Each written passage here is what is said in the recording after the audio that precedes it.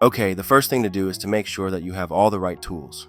A drill, a stud finder, a pencil, and a cold drink, of course. Another very handy tool for this specific task is a magnetized stud finder called a Stud Buddy. You can find them on Amazon. This little guy has very powerful magnets that can locate the heads of the screws mounting your drywall to studs. These installation kits often come with a 1:1 scale paper template, which you can use to mark up the location of your wall mount plate instead of having to hold up the heavy rig itself. Okay, let's get started. Make sure your wall is clear of anything that might get in the way, and that you have easy access to where you'll be mounting the rig. I had to move my dresser back a few feet so that I could get to my wall. So, let's get to it. The first step is very important. Find a stud. TVs can get heavy, so it's best to install one of these wall mount kits to your wall using studs. I would definitely not recommend using only drywall anchors for this operation. Your results are going to be disappointing. Use your stud finder to mark your studs. If you don't have a stud finder and you have to buy one, I'd recommend getting a Zircon. They're like the Honda Civic of stud finders. The Zircon I have will actually find the center of the stud, which is super handy. For extra assurance, I can also use my Stud Buddy. Make a mark where the studs are. A common stud spacing in the US is 16 inches on center, and that's what I'm hoping for on this wall. 24 inches on center. Are you kidding me? These cheap home builders will do anything to save a few bucks. 24 inches is the widest distance legally allowed for stud spacing. This distance is not ideal because this particular wall mount plate is only 18 inches wide, and therefore won't be able to reach 2 studs. So I'm going to have to use only 1 stud to install this rig. I'll be mounting this rig using the 2 center holes of the mounting plate. This, of course, is not ideal. I'd rather be using the 4 corner holes, but my TV is actually pretty light. So the 2 center holes should be enough to support the TV. If you're worried that 2 mounting screws is not enough, you can always use the drywall anchors in the 4 corners. Now use the provided template to locate and mark up where you're going to mount your plate.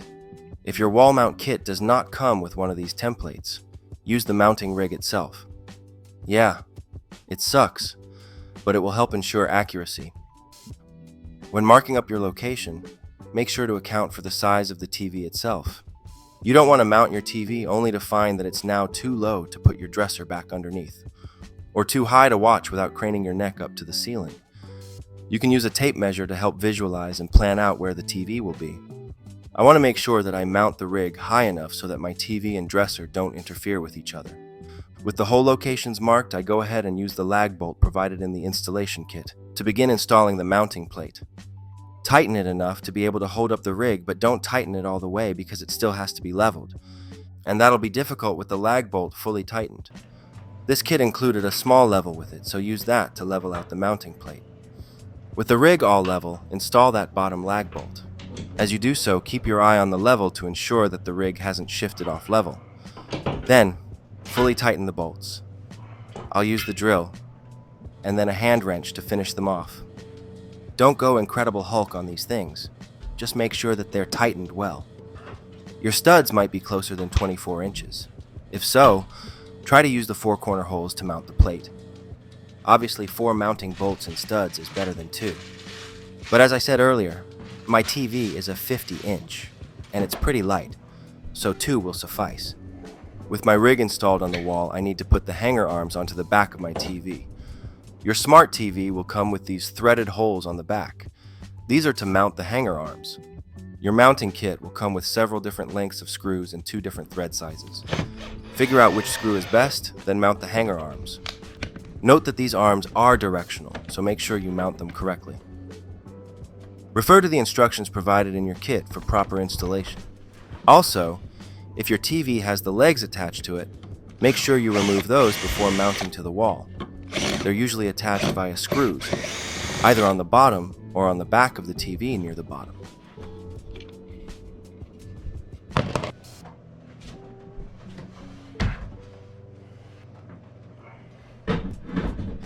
Once the TV is mounted onto the rig, you can tighten those adjuster screws with an Allen wrench included in the kit and fully secure your TV to the rig.